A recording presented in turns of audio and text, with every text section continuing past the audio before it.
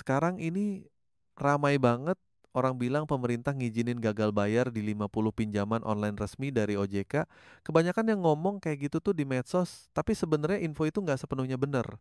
Jadi jangan langsung lu telan mentah-mentah, apalagi dari akun-akun yang cuma jual rasa takut doang. Sebenarnya, pemerintah nggak pernah ngeluarin aturan resmi yang bilang, silakan gagal bayar di pinjol-pinjol itu. Nggak ada. Yang terjadi adalah mereka paham banget kondisi masyarakat kecil yang terjebak utang pinjol sampai makin susah hidupnya, bukan makin terbantu. Nah, dari situ muncul kebijakan yang sifatnya nggak langsung. Lebih ke memberi napas buat yang udah kebanyakan utang. Kalau lo udah punya utang di 3 pinjol atau lebih, dan tiap bulan cuman gali lubang, tutup lubang, itu udah bahaya banget buat ekonomi dan mental lo.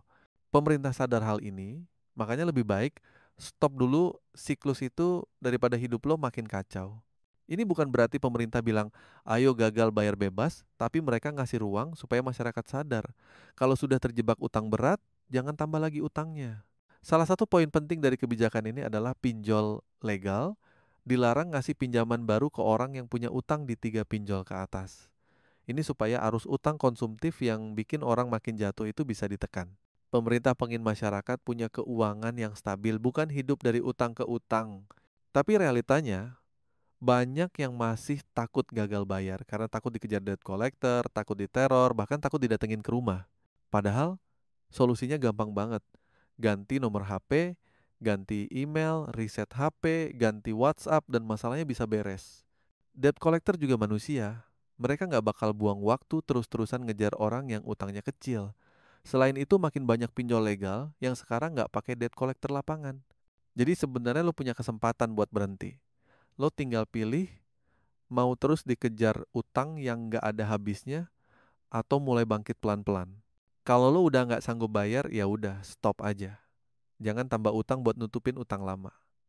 Itu cuman bikin lo makin dalam. Mending sekarang lo fokus cari penghasilan tambahan, bisa jualan online atau usaha kecil-kecilan. Jangan malu, jangan merasa gagal. Banyak yang mengalami hal sama, bahkan yang punya utang puluhan juta bisa bangkit dan hidup lebih tenang setelah berani berhenti dari siklus utang itu. Menurut gua, ini bukan soal berapa jumlah pinjol yang bisa gagal bayar, tapi soal kesadaran diri. Kalau lu udah nggak mampu bayar, jangan diterusin. Berhenti dulu, evaluasi kondisi lo. Mulai bangun ekonomi pelan-pelan. Jangan lupa juga, sambil usaha, doa juga jangan ditinggal. Rezeki bisa datang dari arah yang nggak lo duga. Tahun 2025 masih panjang dan ini waktu yang pas buat mulai berubah. Kalau video ini ngebantu lo atau lo merasa relate, jangan lupa like, share ke teman-teman lo yang butuh juga dan subscribe biar lo nggak ketinggalan info penting lainnya. Ingat, hidup nggak harus terus-terusan dikejar utang.